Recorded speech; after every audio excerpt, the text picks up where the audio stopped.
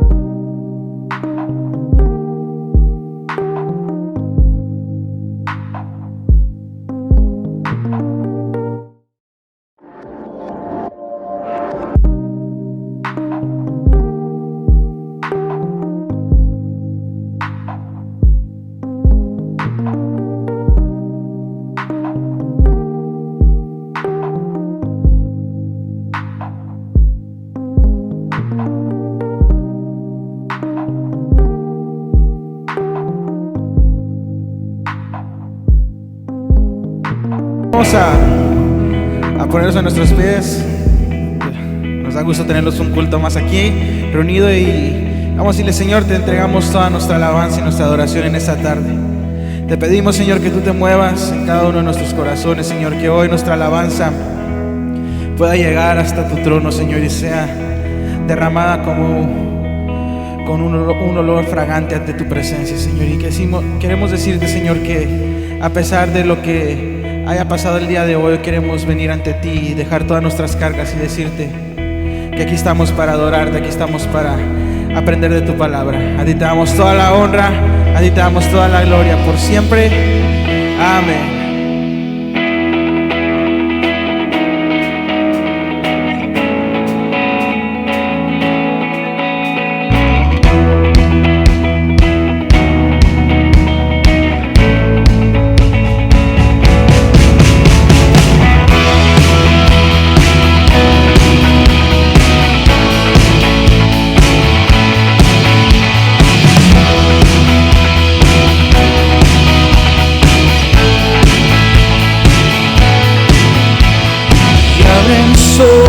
Oh Cristo, abre mis ojos, te pido, yo quiero verte, yo quiero verte. Abre mis ojos, oh Cristo, abre mis ojos, te pido, yo quiero verte, yo quiero verte.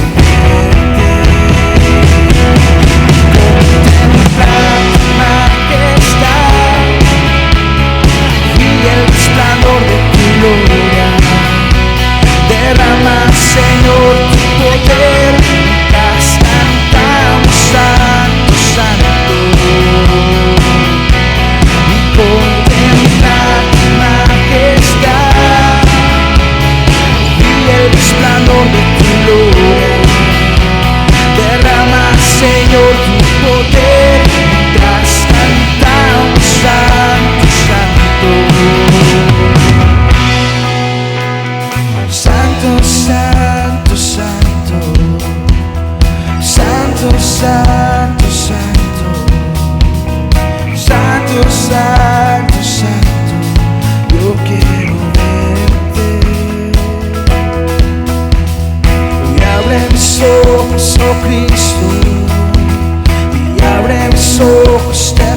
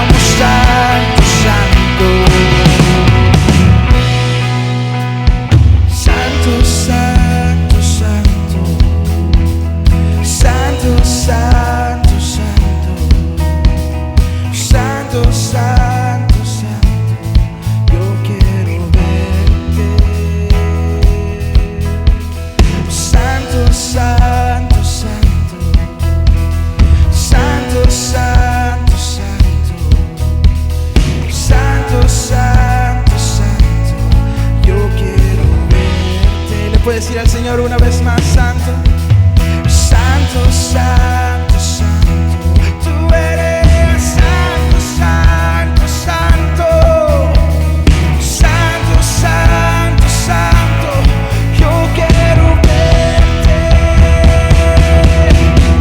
templar tu majestad y el resplandor de tu gloria. Derrama, Señor, tu poder mientras cantamos a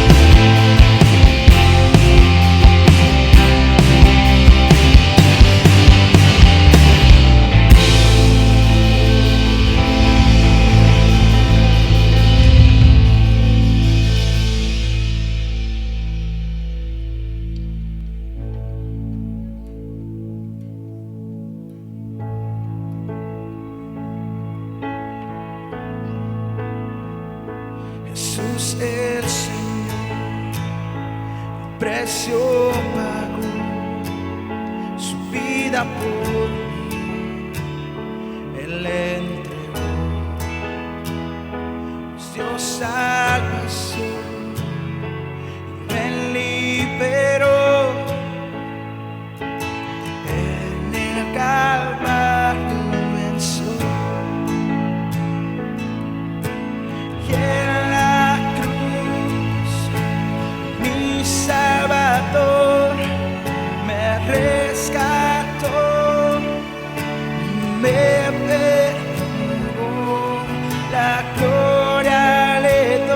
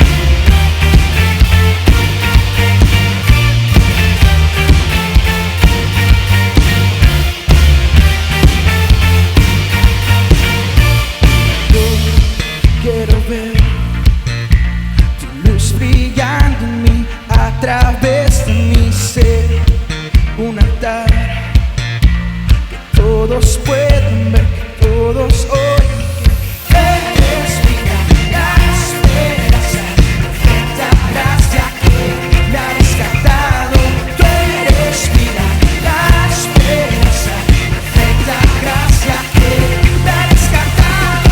Ya no olvido yo, Cristo vive en mí, para lo quiero ser en tus manos. Ya no olvido yo, Cristo vive en mí, para lo quiero ser en tus manos.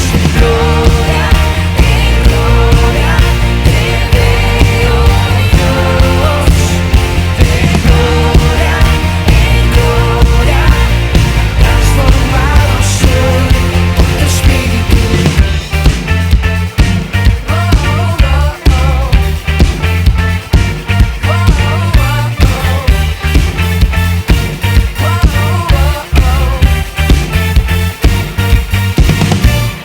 Yo quiero ver tu luz brillando en mí, a través de mi ser, un altar. Todos pueden ver, todos oigan que tú eres vida, la esperanza, perfecta gracia que me ha rescatado. Tú eres vida, la esperanza, perfecta gracia que me ha rescatado. Ya no olvido yo, Cristo vive en mí, para lo quiero ser en tus manos. Ya no olvido yo, Cristo vive en mí, para lo quiero ser en tus manos. De gloria en gloria te veo, Dios. De gloria en gloria, transformado soy por tu Espíritu. De gloria en gloria te veo, Dios. De gloria en gloria te veo, Dios. De gloria en gloria te veo, Dios. De gloria en gloria te veo, Dios. Ya no olvido yo, Cristo vive en mí, para lo quiero ser en tus manos. Ya no olvido yo, Cristo vive en mí, para lo quiero ser en tus manos. De gloria en gloria te veo, Dios. De gloria en gloria, transformado soy por tu Espíritu.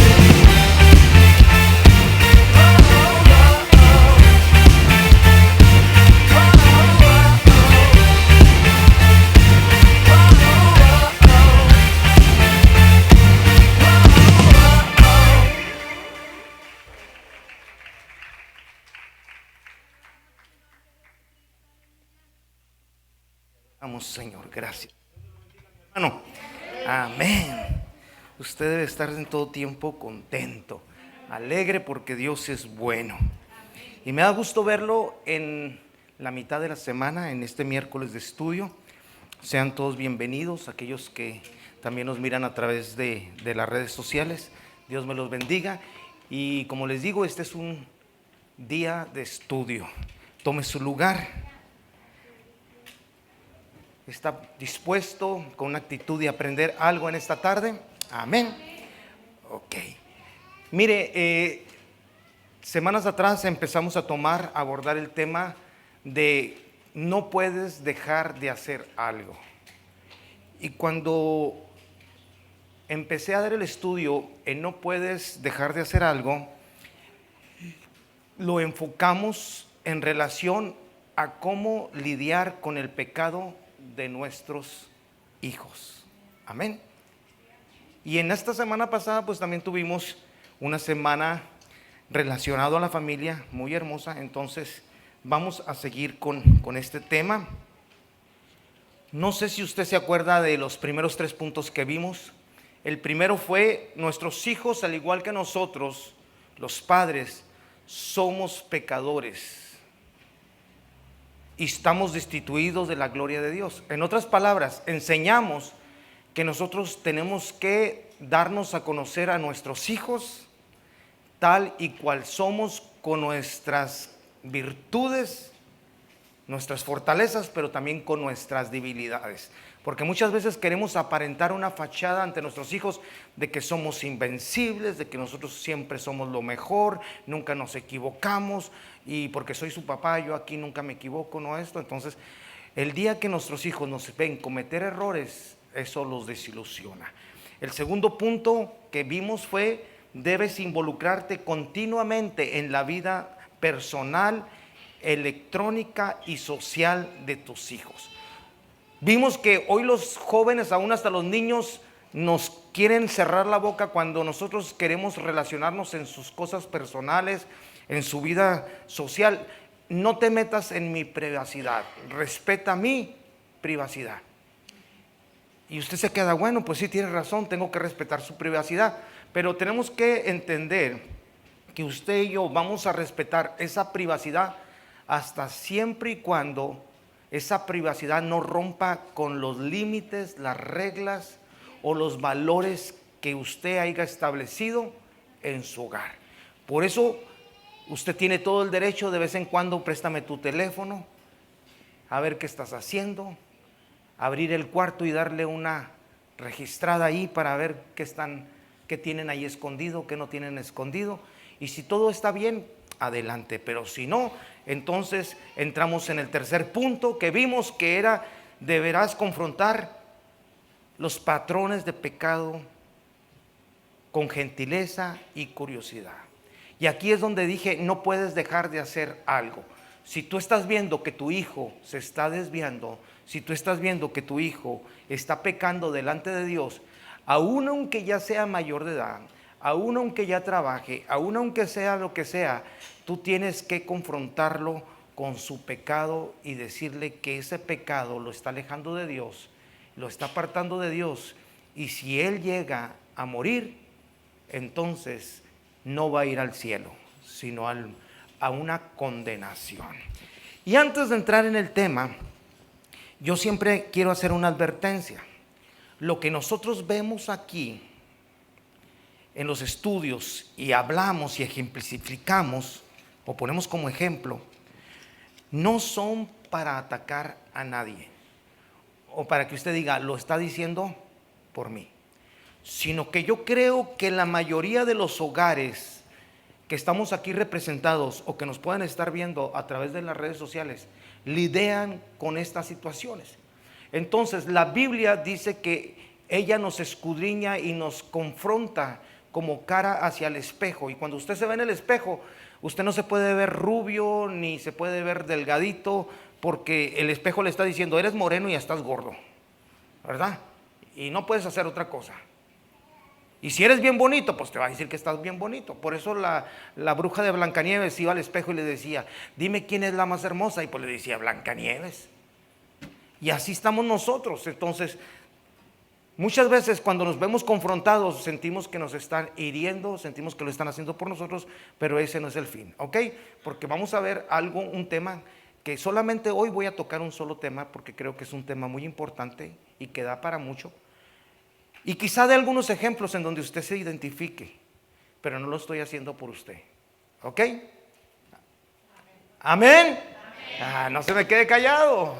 Todavía no empiezan lo bueno, espérese, estamos empezando. Número 4. La cuarta razón que usted tiene por la cual lidiar con el pecado de su hijo es utilizando las restricciones, la disciplina que correspondan a la ofensa. Restricciones, disciplina que correspondan a la ofensa. Miren lo que dice Proverbios 19:18. ¿Ya está conmigo? Proverbios 19:18. Me voy a ir un poco rápido para que no nos gane el tiempo. Dice: disciplina a tu hijo mientras hay esperanza. De lo contrario, arruinarás su vida. Yo podría decirles, o ustedes me pueden preguntar, pastor, ¿usted ama a sus hijos? Yo les puedo decir, yo los amo más que a mi propia vida. Y yo les puedo decir, ¿sabe qué? Desde que estaban en el vientre de su mamá, entró en mí un amor hacia ellos, que por ellos también hubo una transformación en mi conducta, en mis hábitos, por ellos, mis deseos.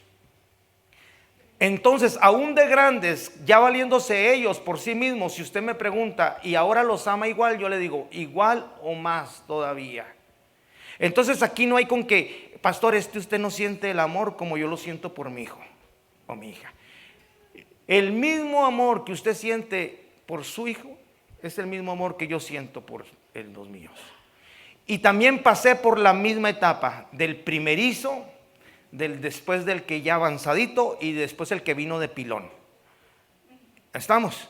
Entonces usted no me puede salir con que porque es el primerizo, yo lo amo mucho, lo dejo hacer lo que quiere. Ay, jarrito, ¿dónde te pondré? Ay, no llores porque apenas haces, ¿qué te pasa, mi amor? ¿Qué te pasa? No, usted no puede llorar. Déjelo llorar. No se va a enfermar de los pulmones. Se cae, ay, se cayó, ay, una curita. No, déjelo que se caiga. Cuando yo estaba chiquito, mi mamá nos sacaba a la calle y dicen, pues no crean, hace unos cuantos años apenas. Mire, llenos de soquete, con una mano un sándwich, con la otra un trompo y unas canicas, todo lleno de soquete, todo sudado, comiendo y todo, y nunca nos enfermamos ni nos pasó nada. Hoy no, hoy quieren tener a los hijos en una burbuja, que no les pegue el aire, que no hagan esto, apenas se sienten medio mareados, están enfermos. No. Este pastor, yo los amo mucho. Bueno, cuando de verdad se ama, por ese amor se debe disciplinar. Si usted dice que verdaderamente ama a su hijo, lo primero que tiene que empezar es por disciplinar. Mire lo que dice Hebreos capítulo 12, versos 5 y 6. Hebreos 12, versos 5 y 6 dice, hijo mío, no tomes a la ligera la disciplina del Señor, ni te desanimes cuando te reprenda, porque el Señor disciplina a los que aman. No solamente la disciplina la tenemos que ver como en lo secular, padres e hijos, sino recordemos que la iglesia es una familia, que somos hermanos y somos hijos ¿de quién? De nuestro Padre Dios. Por lo tanto, nuestro Padre Dios nos ama tanto que dio a su único hijo, dice la palabra, se despojó Jesús de todo, de su reino, de su gloria, de su poder, para venir a clavarse en una cruz, ser abofeteado, escupido, latigado. Y eso en unas semanas más adelante, el mundo va a estar en memoria celebrando lo que es el sacrificio de nuestro Señor Jesucristo. Entonces, pero ese amor tan grande que dice el Señor que somos como la niña de sus ojos, no lo exhibe a Él, o Él no deja por alto, o no deja de hacer nada, si usted tiene que ser disciplinado, si yo tengo que ser disciplinado. Ahora, tenemos como padres que entender que no hay ningún niño perfecto. Y todos los niños necesitan disciplina, responsabilidad y formación. Así como Dios nos disciplina, porque Dios nos ama, debemos hacer lo mismo con nuestros hijos. Amén. Ya los empecé a ver que empezaron a quedarse serios. Por eso les dije, este tema es un tema que nos confronta como papás o como futuros papás, futuras mamás y más futuras los que todavía están de novios pero se van a casar. Ok, ahora ahí entramos en lo bueno. ¿Cuántos creyentes hay aquí? Amén. Yo creo que todos los que estamos aquí, Dios nos ha salvado. No veo a ninguno nuevo. Entonces todos somos de casa. Ok. Nosotros como creyentes tenemos la creencia que cuando nosotros pecamos o nos portamos mal, Dios nos castiga. Y dígame si no. Error que cometemos. Porque tus hijos te pueden hacer una pregunta. ¿Y cuál es la pregunta que te hacen tus hijos? ¿Por qué cuando peco Dios me castiga? Y hay unos que saben la Biblia y te pueden decir, si ya Él perdonó todos mis pecados. ¿A cuántos Dios les ha perdonado sus pecados? ¿Y cuando usted peca, Dios lo castiga? Entonces, ¿usted por qué le dice a su hijo, si te portas mal, Dios te va a castigar? Si te portas mal, tu papá va a venir y te va a castigar. ¿Cierto que no le hemos dicho así a nuestros hijos? Aún nosotros mismos tenemos la creencia que cuando pecamos, Dios nos castiga. Y eso es un error. Estamos en un total error. Por eso creamos en nuestros hijos el que ellos vean a un Dios terrorífico. Por eso nosotros como papás o mamás tenemos que tener cuidado, porque podemos hacer que las mamás son muy frecuentes que le dicen, silénciate, porque ahorita que venga tu papá verás cómo te va a poner. Entonces nosotros como hijos empezamos a ver la figura del padre como terrorífica. Y cuando llega el padre, en vez de irlo a abrazar y mostrarle afecto, amor, acercamiento, lo que menos queremos es estar cerca de papá. Porque cualquier error que cometamos nos va a ¿qué? Nos va a disciplinar. Entonces en nuestro subconsciente está, yo cometo un error y me disciplinan. ¿Estamos? Ahora, pero la Biblia dice que Dios es ¿qué? Amor. Tenemos que explicarle entonces aquí a nuestros hijos, fíjese como papás, tenemos que explicarle a nuestros hijos que cuando yo peco, lo primero que Dios nos lleva, o lo primero que Dios hace es llevarnos a la disciplina. ¿Y cómo está eso que la disciplina?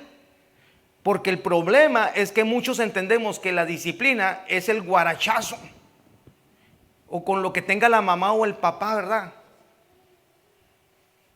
Eso entendemos que es la disciplina.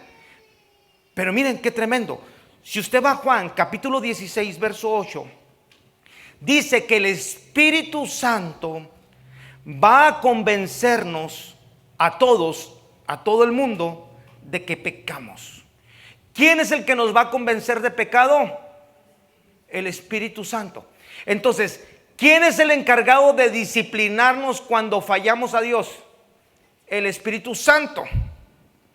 Entonces, cuando usted peca, no cae un rayo y le pártelo luego así en dos y se murió, ¿verdad?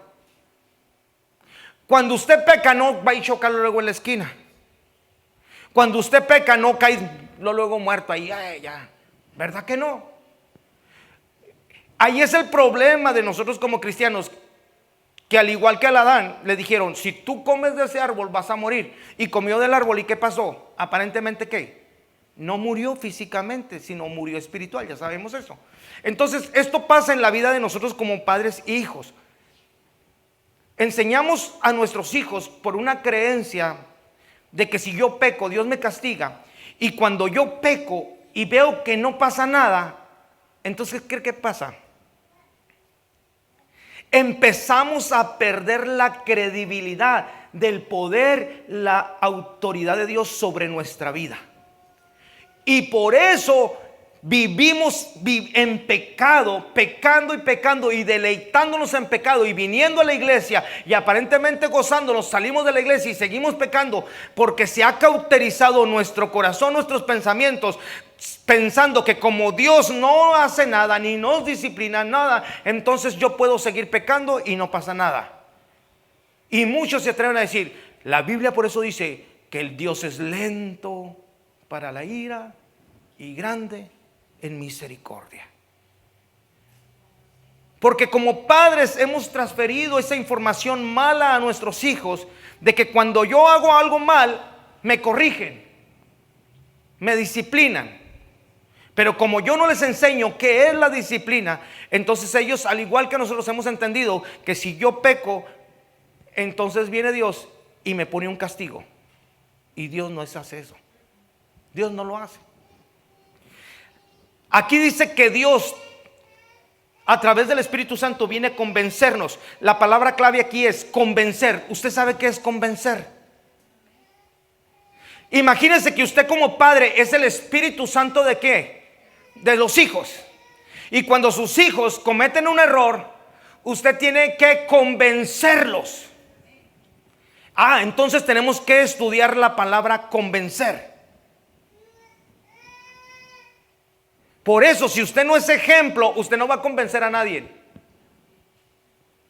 Usted, si no viene a la iglesia y quiere mandar a sus hijos, usted no los va a convencer de que vengan a la iglesia, porque ni usted se viene a la iglesia. Si ellos no lo ven orando, ayunando, haciendo las cosas para Dios, usted no los va a convencer de que ellos ayunen, diezmen, oren. Usted le ha enseñado a sus hijos a diezmar, a ofrendar, a leer la Biblia, a tener un momento de oración, una disciplina para que a cierto tiempo lean la Biblia, tengan un momento. Amén. Se nos fueron los amenes. Entonces aquí la palabra clave es convencer. En primer lugar, tenemos que entender que convencer, miren lo importante de esto, convencer no es simplemente una conciencia culpable o incluso sentir vergüenza por el pecado. Hay mucha gente que viene al altar aparentemente arrepentido porque está convencido de que allá afuera se portó mal, que hizo mal. Y viene el domingo y se arrastra aquí en el altar y llora y grita. Y usted dice, wow, el hermano está convencido de que pecó. Dios lo está tocando nuevamente. No, puede simplemente tener un remordimiento de conciencia o inclusive un sentir de vergüenza por lo que hizo. Pero eso no es convencer. ¿Sí me está siguiendo? ¿Quiénes van a ser el Espíritu Santo de sus hijos? Ok, los papás. Entonces ya se dieron cuenta que no es convencerlos de que ellos son culpables así nada más porque se sientan culpables o que tengan vergüenza por lo que hicieran. Segundo, la convicción de pecado no es un sentimiento de temor o un presentimiento de castigo divino. Muchos quieren convencerse y arrepentirse porque tienen un sentido de que tengo temor a Dios, y si yo no me arrepiento me va a caer un rayo y se va a quemar la casa y me voy a quemar yo y todos mis hijos. Eso no es convencimiento tampoco. Tercero, la convicción del pecado no es simplemente el conocimiento del bien y el mal. Dígame si no, muchas veces nosotros queremos convencer a nuestros hijos queriéndoles enseñar, esto es bien y esto es mal, porque Dios dijo que esto era bueno y esto dijo que Dios era malo. Y los chavalos se quedan, ¿what? Yo no lo veo malo.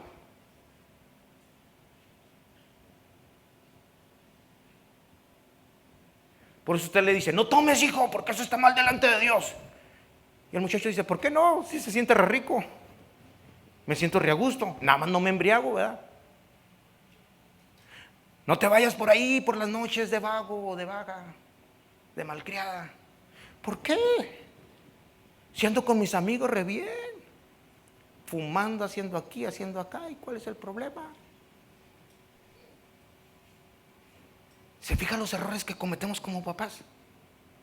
Y luego después queremos lidiar con el pecado a varejonazos, a castigos. Vamos a la definición de convicción. ¿Qué es convicción? Es una traducción de la palabra griega helecho. Helecho, no un helecho de planta, sino del hecho de hacer. ¿Ok? Dice, convencer a alguien de la verdad. Convencer a alguien de la verdad. Dice reprobar, acusar, refutar o interrogar a un testigo.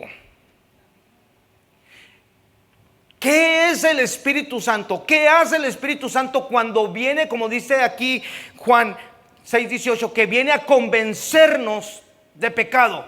Él no viene a tentarnos a nuestra vida con nuestras emociones y decir, ay, mira, ¿te sientes emocionado o te sientes avergonzado por lo que hiciste? El Espíritu Santo no toca con nuestras emociones. El Espíritu Santo no toca con el bien o con el mal. Entonces, mírele bien lo que le voy a decir. Si estoy hablándole que viene del hecho de convencer a alguien de la verdad, reprobar, acusar, refutar o interrogar al testigo, el Espíritu Santo actúa como un fiscal. ¿Y sabe qué es un fiscal? Por ejemplo, alguien mata a alguien, lo toma la policía y por ende tiene que haber una parte acusadora que es el fiscal, y por otra tiene que tener un abogado que es el que lo va a defender, ¿cierto?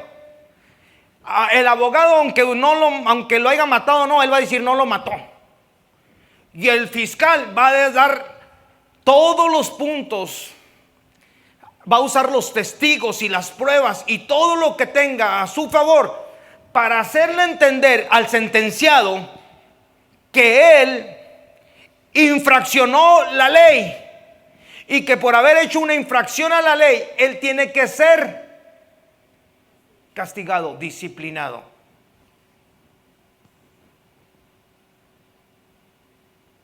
Entonces, como fiscal, es el que expone el mal, denuncia a los criminales y convence a las personas de que necesitan un Salvador. Amén. Entonces, pastor, enséñeme.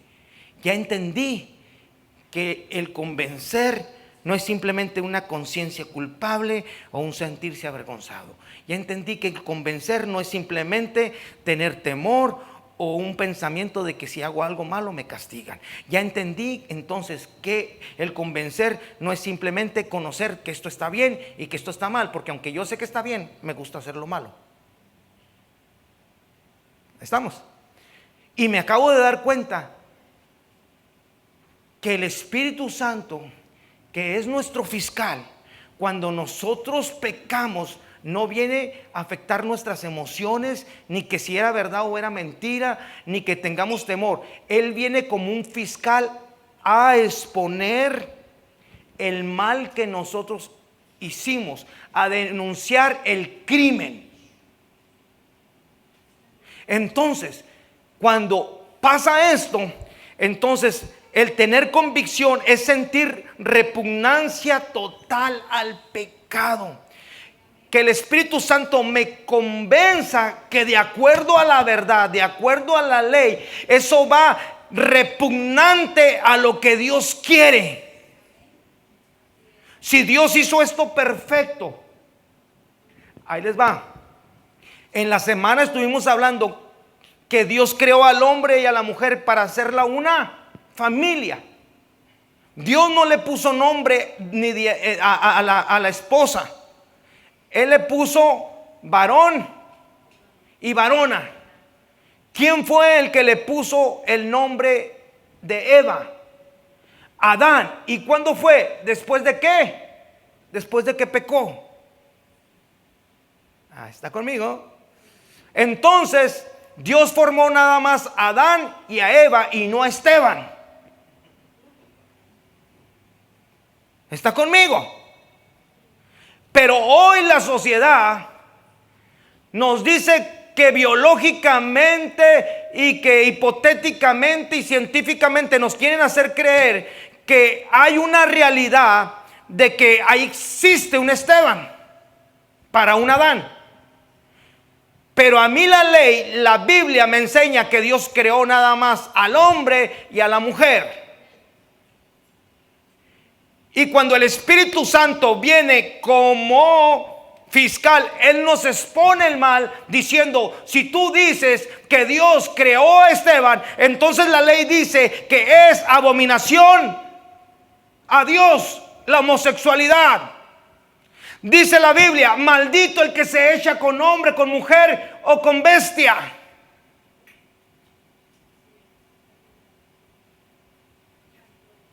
Y cuando yo empiezo, el Espíritu Santo me empieza a revelar eso y me hace sentir que verdaderamente yo soy culpable, no porque tenga una conciencia de culpabilidad o porque me sienta mal o porque no conocía el bien y el mal, sino porque yo transgredí al Dios que es santo, poderoso, limpio. Entonces eso va a traer a mi vida un convencimiento de que necesito arrepentirme y no volver a pecar contra Él. ¿Usted se lo ha explicado así a sus hijos? Amén, aleluya. Yo pensé que iban a decir. Lo estoy viendo con cara de que, pastor, nos está poniendo una. ¿Se los ha explicado así a sus hijos? ¿O se los ha explicado? Si te portas mal, Dios te va a castigar.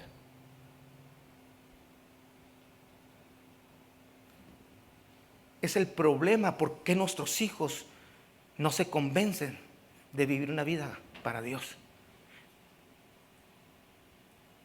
No se convierten a Dios. Porque usted les enseña, si te portas, el pecado Dios lo castiga. Pero no. Tú, al igual que el Espíritu Santo, como fiscal, cuando tus hijos pecan, tú tienes que llevarlos y refutarles, comprobarles y convencerlos, aún con el testigo de la palabra, de que ellos han transgredido la ley de Dios. Y la ley de Dios es santa.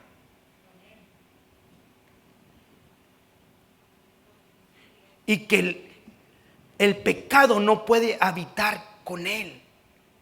Dios es santo y el pecado no puede habitar con Dios. Y si nosotros queremos estar en Dios, nosotros no podemos estar practicando el pecado. Y cuando nuestros hijos empiezan a entender esto, ¿sabes qué estás haciendo? Salvándolos, trayendo la salvación a su vida. Porque van a reconocer quién es Dios, quiénes somos, y va a venir el arrepentimiento. Mira, cuando Isaías estuvo en la presencia de Dios, aún Isaías, el profeta, ahí vaya conmigo Isaías 6:5. Isaías 6:5, rápido. Yo creo no vamos a alcanzar ni a ver este tema, pero vamos a hacerlo. Isaías 6:5, ¿qué dice? Si alguien lo tiene, pero que lo lea bien fuerte para que se oiga.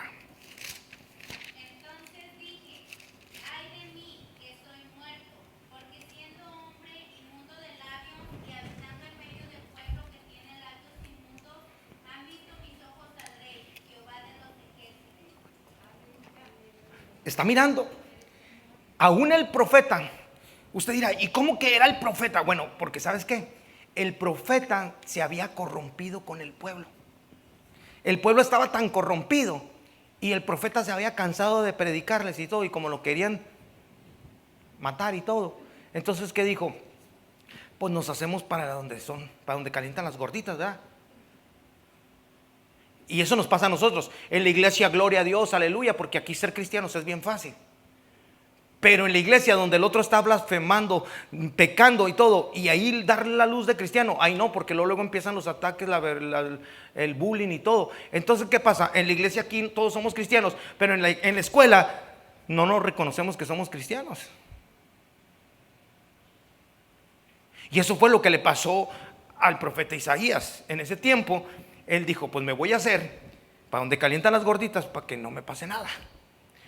Y ándale que viene el Señor y se le presenta. Y cuando se le presenta, Dios lo confronta y lo convence de su pecado. ¿Y cómo lo convence? Haciéndolo sentir su condición. Y por eso cuando él entiende esto dice, ay de mí que soy muerto, porque siendo hombre inmundo de labios han visto mis ojos al Rey. Fíjate, aunque el profeta Isaías había pecado, estaba pecando contra Dios, se le presenta a Dios y Dios no lo castiga, sino que viene a hacer, lo confronta y le hace entender que él era para que sus labios estuvieran hablando de Dios, estuviera firme, y sin en cambio se había corroído o se había juntado con todo el pueblo haciendo lo mismo. Entonces, cuando nosotros pecamos, Dios no nos corrige, pero lo que sí hace es disciplinarnos. Y como resultado de esa disciplina, ¿qué cree que pasa? Cargamos las consecuencias.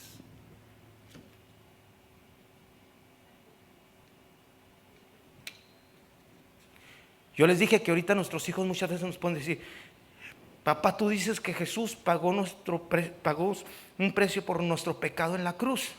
Entonces, ¿por qué todavía sufrimos las consecuencias de nuestro pecado?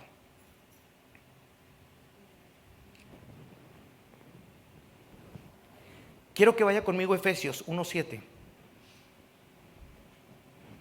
Dice que Dios es tan rico en gracia y bondad que compró nuestra libertad con la sangre de su Hijo y el perdón de nuestros pecados. ¿Cierto o no? Dice ahí, Efesios 1:7. Pero deja decirte que el venir Cristo a nuestra vida y perdonar nuestros pecados, Él no borra los efectos de las consecuencias. Por el contrario, fíjate lo que te voy a decir, por lo contrario, la salvación garantiza que no enfrentaremos las consecuencias eternas del pecado, pero sí las consecuencias de nuestro pecado. No vamos a confrontar nuestras consecuencias de nuestro pecado eternamente porque hemos sido libres, salvos. Pero en nuestra humanidad sí vamos a cargar con las consecuencias físicas, para que tú me puedas entender. Porque la salvación, ¿sabes qué consecuencias nada más nos vienen a quitar? La muerte. Porque ahí en Romanos 6:23 dice que la consecuencia de nuestro pecado es ¿qué? Es la muerte. Pero el que el Señor te salve y te perdone lo mal que hiciste, no significa que te va a quitar las consecuencias. Y nosotros pensamos que porque Dios ya me perdonó, entonces yo no voy a sufrir consecuencias. Ve conmigo a 2 Corintios 5:21. 2 Corintios 5:21 dice que Jesús pagó el precio por nuestro pecado. Dice: el que no conoció pecado fue hecho pecado por nosotros. Quiero hacer una pausa. ¿Estás entendiendo lo que yo te estoy diciendo esta tarde? Porque si tú hablas con tus hijos, si tú esto lo llevas a la vida de tus hijos, entonces vas a tener los resultados que tú quieres en la vida de tus hijos.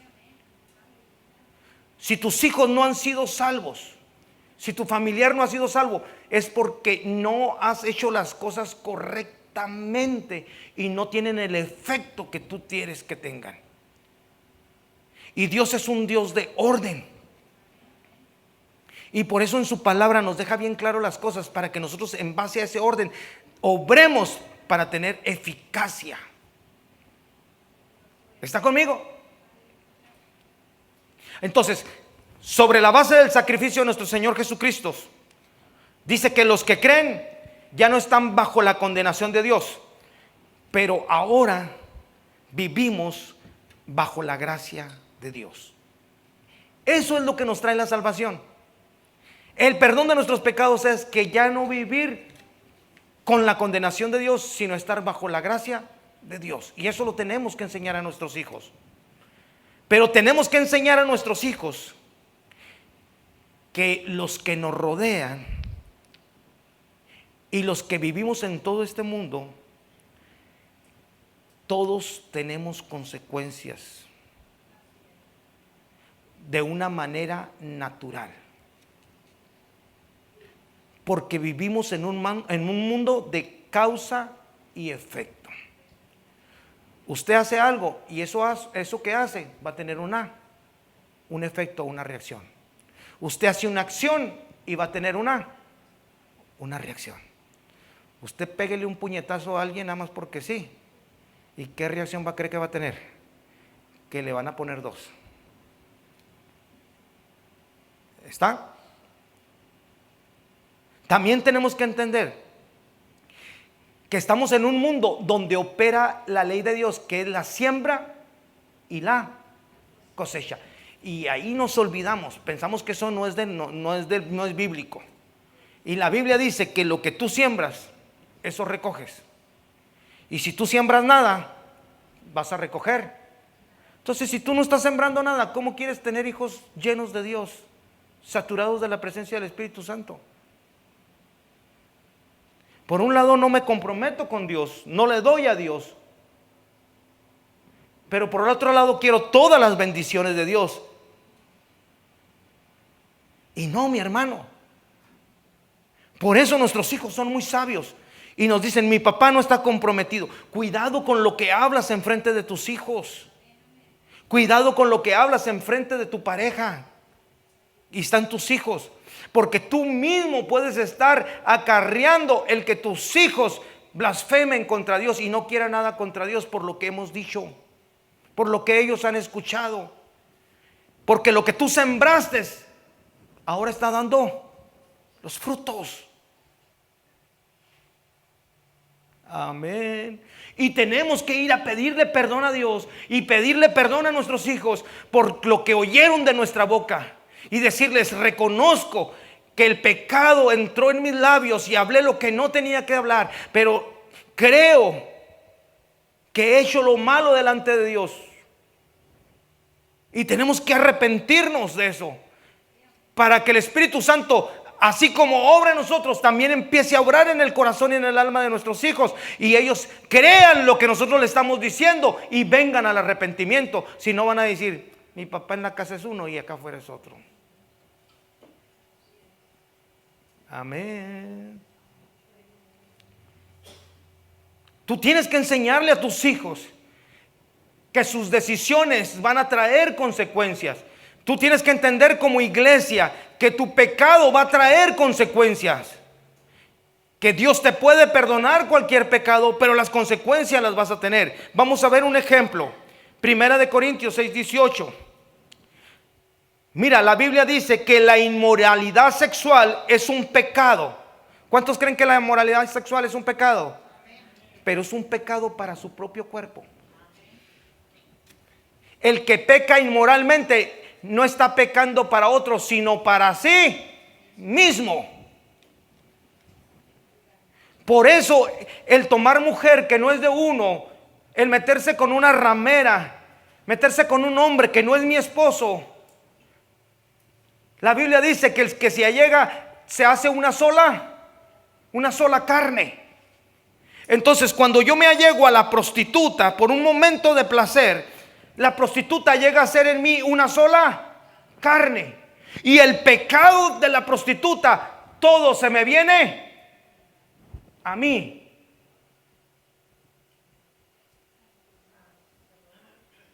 Las maldiciones de aquella persona con la que yo tuve el pecado se viene a mí y me ato al pecado de ella o de él. En la fornicación pasa lo mismo.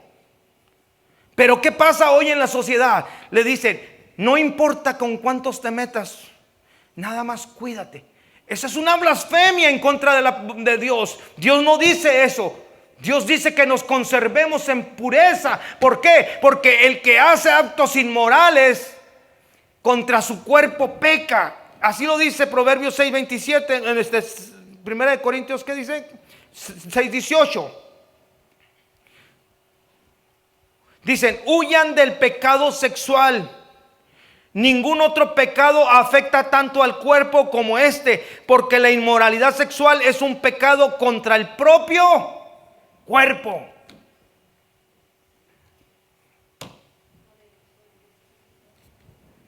¿Usted sabe cómo tratar el pecado de sus hijos sexualmente? Aquí le estoy dando la enseñanza.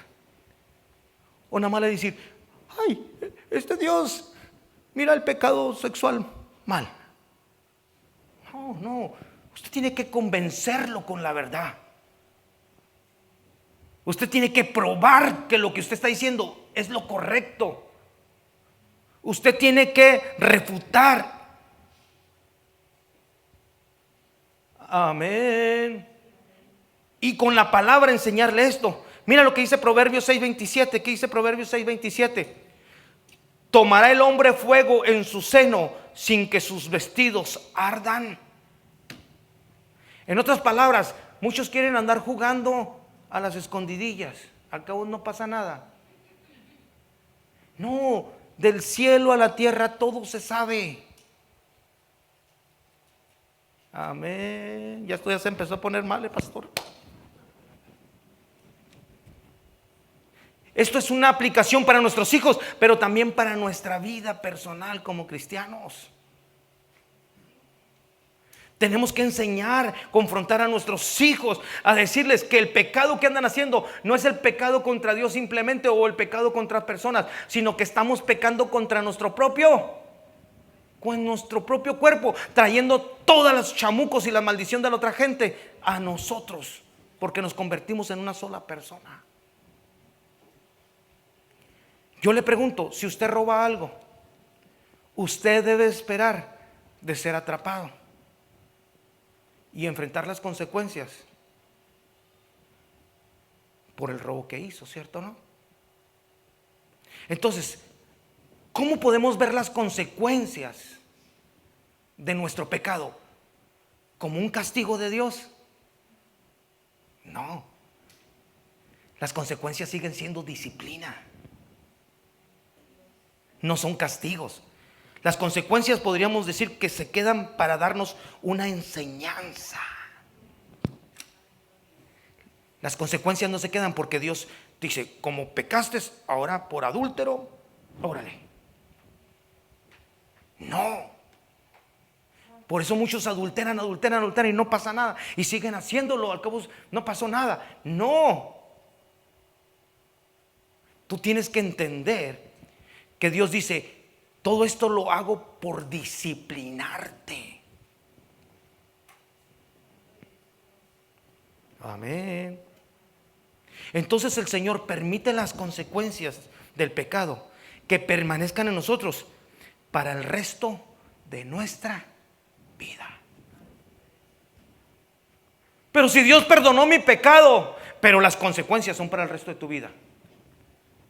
Proverbios 6, 32 y 33. ¿Está aprendiendo algo esta noche? ¿Le paro ahí o terminamos el punto? Ok, le seguimos.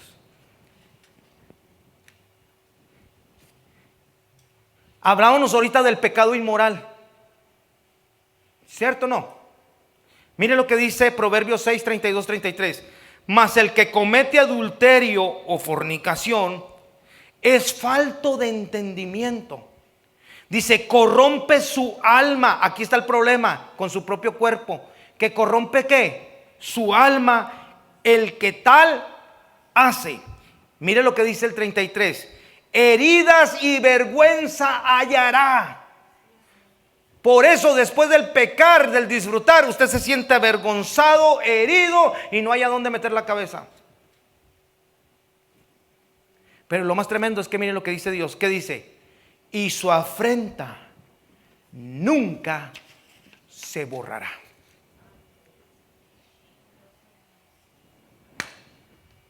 ¿Qué pasó? Tenemos un Dios de amor. Tenemos un Dios que nos perdona el pecado, cualquiera que sea. Pero Dios nos disciplina, dejándonos las consecuencias para enseñarnos por el resto de nuestra vida. Y después decimos, Señor, quítame esto, sáname, haz esto. Dice el Señor, ay, no. ¿Por qué? Porque eso es disciplina. creo si me estás siguiendo cómo encauzar esto a tus propios hijos, ¿verdad? Ok. Entonces con esto nos queda la enseñanza de que la naturaleza del pecado es atroz, y para recordarnos que dependemos de la gracia y el perdón de Dios. Y esto tú se lo tienes que enseñar a tus hijos y ministrarlos y ser el fiscal ante tus hijos, y no que tengan un simplemente remordimiento por su pecado, no simplemente tengan temor a las consecuencias, o no simplemente que conozcan el bien y el mal, sino que entiendan que todo esto va en contra de la naturaleza de Dios, y que en contra de la naturaleza, pecar en contra de la naturaleza de Dios, dice la Biblia que el pecado nos separa inmediatamente de Dios. Mira lo que dice Hebreos 12, 10 y 11. Hebreos 12, 10 y 11 dice: ninguna disciplina resulta agradable a la hora de recibirla. Wow. Hasta ahorita, cuando se le dice, hermano, le voy a poner en disciplina, a nadie le gusta. ¿Y por qué me va a poner en disciplina, pastor? O cuando nos decían nuestros papás, te vamos a disciplinar. ¿Por qué? Bueno, la Biblia dice que ninguna disciplina resulta agradable a la hora de recibirla.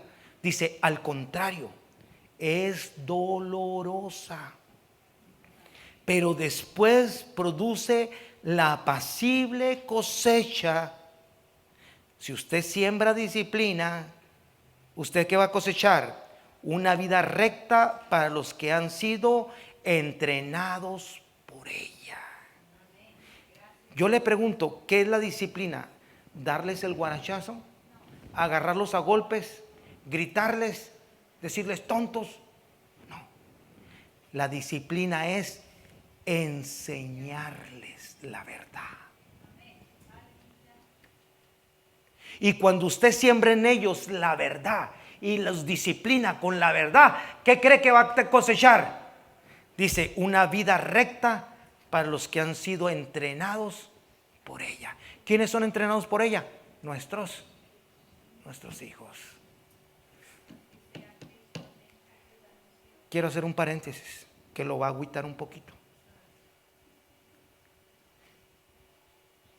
Ahorita lo voy a decir más adelante. El error de nuestros hijos no es el error de nuestros hijos, sino es nuestro error. Y si nuestros hijos están como están, son por nosotros. Ahora, sigamos leyendo.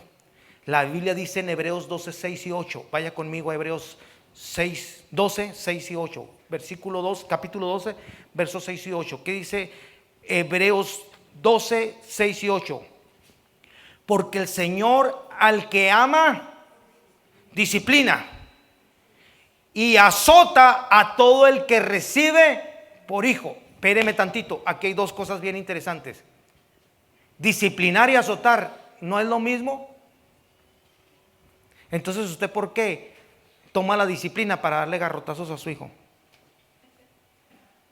Toma la disciplina para castigarlo y decirle, te voy a quitar el teléfono, te voy a dejar de ir, que vayas a hacer esto, te voy a dejar que aquello. Y esa es la manera de disciplinarlos, ¿no? Y no vas a ver tele, no vas a ver internet, no vas a ver aquello. Y eso creemos que es disciplina. Eso es castigo.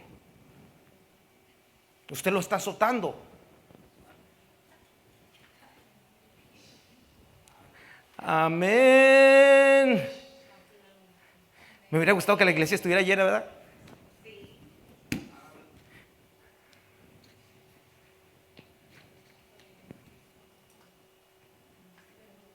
Ahora mire lo que dice el verso 7.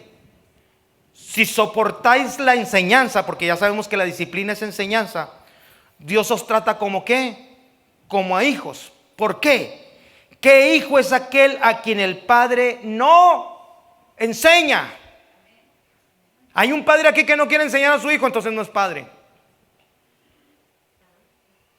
Vaya conmigo al verso 8. ¿Qué dice?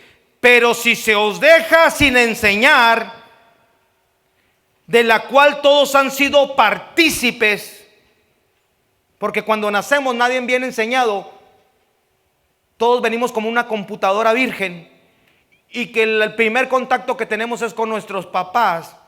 Entonces déjese de andar con cosas con sus bebitos. Uy, no entiende, está chiquito, hasta que esté más grande lo corrijo, ahorita pobrecito. Mentiras.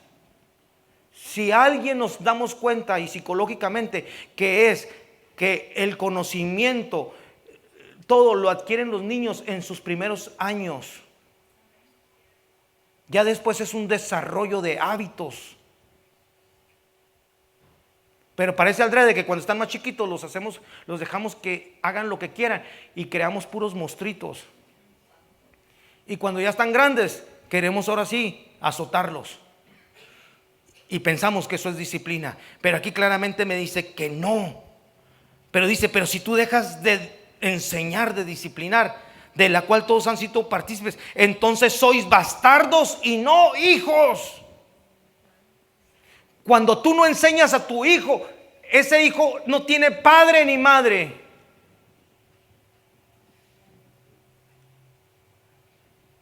¡Oh, aleluya! Entonces rápidamente vamos a entender qué diferencia hay entre la disciplina y el corregir. ¿Está listo? Número 1. Vamos a ver el propósito de la disciplina. ¿Cuál es el propósito entonces de la disciplina? En lo que hemos entendido, es promover el crecimiento. Cuando usted enseña a alguien, lo único que está es promoviendo el crecimiento. En estos tiempos le dimos luz verde a Ilaya para que se empiece a subir a la batería y empezarlo a entrenar. César lo está enseñando. ¿Qué cree que está pasando en la vida de Ilaya? Se está promoviendo para el crecimiento. A vuelta de un año, usted lo va a ver tocando ahí.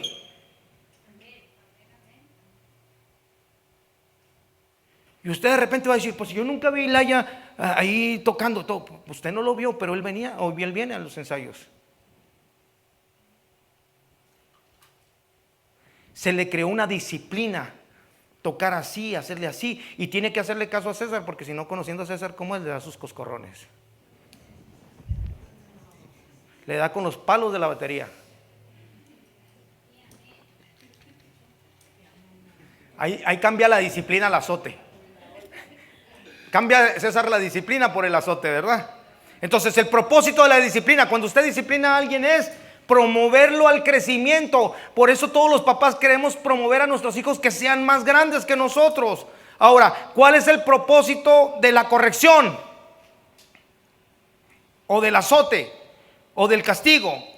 Es aplicar una penalidad.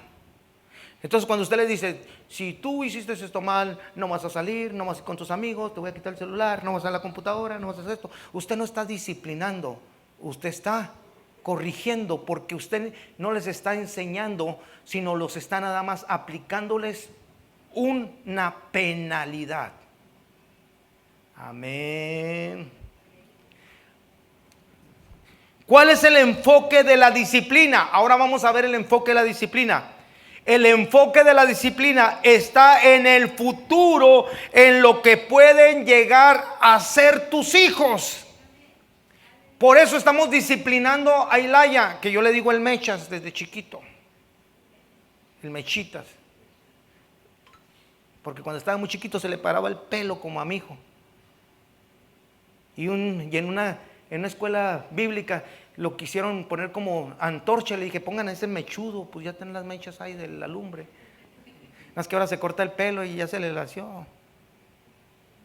Entonces, ¿cuál es el enfoque de la disciplina? Que él en el futuro pueda llegar a hacer lo que él quiere y aún más de lo que él quiere. Esa es la disciplina. ¿Cuál es el enfoque de la penalidad del castigo? La penalidad o el castigo, la corrección, está basado en el pasado, en lo que hiciste mal. La disciplina es viendo al futuro, la corrección es en lo que hiciste en el pasado. Por eso Dios Cuando Él te disciplina, no te azota por lo que hiciste en el pasado, sino te disciplina para que hagas en el futuro y no caigas otra vez en lo mismo y seas más grande en el futuro y no cometas los mismos errores que en el pasado. ¿Estás entendiéndome la diferencia entre disciplina y corrección? La actitud detrás del castigo. ¿Cuál es la actitud detrás del castigo? Es la ira, el enojo. Una cosa que yo te digo, nosotros siempre castigamos y azotamos cuando llega la ira, el enojo a nuestra vida. Y estate allí en la silla, muchacho, y no llores, y no esto, y verás con tu papá, y hasta que nos hartan, nos cansamos, nos salimos enfiereados, así enojados, y tas, y tas, y tas, y tal. Pobre chavito entra, ¿verdad? Todo mareado de las cachetadotas que le dieron. Yo a mi hijo le arrancaba las orejas, me lo llevaba así de la orejita, y luego iba Alex, ayuda, ayuda, pues que ya sabía que le iba a dar su peinadita, ¿verdad? ¡Sas!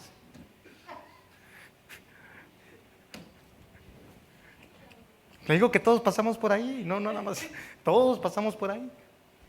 Ahora, ¿cuál es el enfoque de la disciplina? Bueno, ¿cuál es la actitud de la disciplina? Es el amor. Cuando tú disciplinas, lo haces en amor. Cuando tú castigas, lo haces enojado. Una cosa de las que tenía mi papá cuando nos disciplinaba es que se enojaba. Y aquí está mi hermana Sandra, que no me pueden hacer mentir. Nos daba patada, cachetada de guante, con lo que tuviera. Y yo creo que muchos nos identificamos con eso, ¿verdad?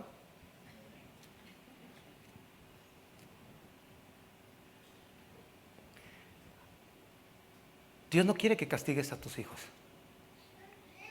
¿Estás escuchando? Él quiere que los disciplines. Deja decirte que cuando lo castigas con ira, siempre vas a provocar una sola cosa: resentimiento. Castiga a tus hijos con ira y lo único que vas a tener, resentimiento. Por eso la Biblia es bien sabia. Es cierto, la Biblia dice a nuestros hijos: hijos, obedezcan, respeten, amen a sus papás. Pero nos olvidamos los papás de enseñarles la otra parte de la Biblia. Efesios 6:4, apúntelo para que no se le olvide. Y vosotros, padres, no provoquéis a ira a vuestros hijos, sino criarlos en la disciplina, en la enseñanza e instrucción del Señor. Esa parte sí se nos olvida, ¿verdad? Entonces Dios está diciendo: corrígelos a través de enseñarlos, para que les presentes un futuro, asegurando que sus errores no se repitan. Y esto te asegurará que en un futuro ellos serán exitosos. Si tú ves la diferencia de unos hijos cristianos sirviendo a Dios a unos hijos que no quieren servir a Dios, la clave está en que tú nunca aprendiste cómo disciplinarlos y corregirlos conforme a la verdad de Dios.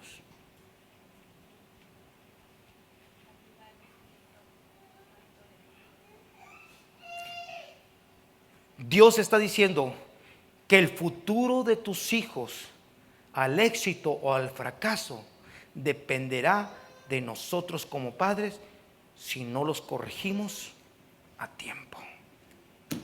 Fíjate la responsabilidad que tenemos. Nosotros somos responsables de su futuro exitoso o de su fracaso si no aplicamos la disciplina a su tiempo.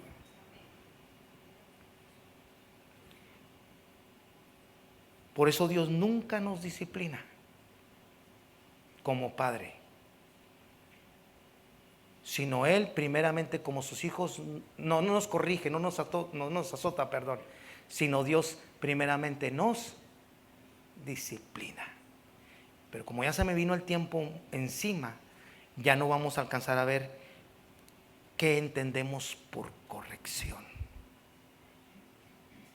Entonces el próximo miércoles vamos a seguir con este tema de la corrección y luego ya venimos con otro tema también bien interesante, igual que este, que es cómo poder llevar en tu matrimonio, en tus hijos, la enseñanza, el discipulado.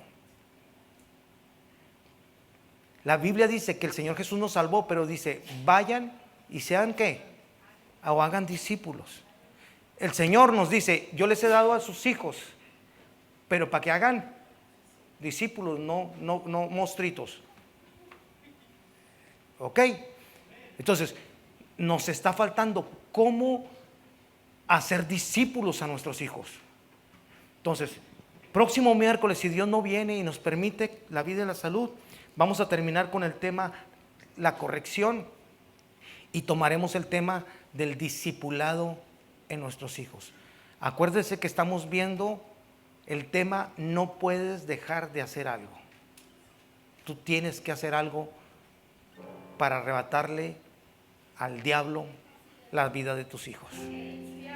Aunque los veas perdidos, aunque los veas desobedientes, aunque los veas, tú tienes que decirle, yo te tengo que arrancar el alma, el espíritu de mi hijo para Dios. No te los voy a dejar en las manos. No te los voy a dejar en las manos, porque hay promesa de Dios. Ponte de pie. Nos despedimos de aquellos que nos han estado viendo por el internet. Espero no se hayan asustado y que haya causado interés en cada uno de ellos. Y el próximo miércoles, igual a las 7:30 de la tarde, estemos aquí puntualmente para seguir adorando y glorificando a Dios. Iglesia, ¿qué le parece si se pone?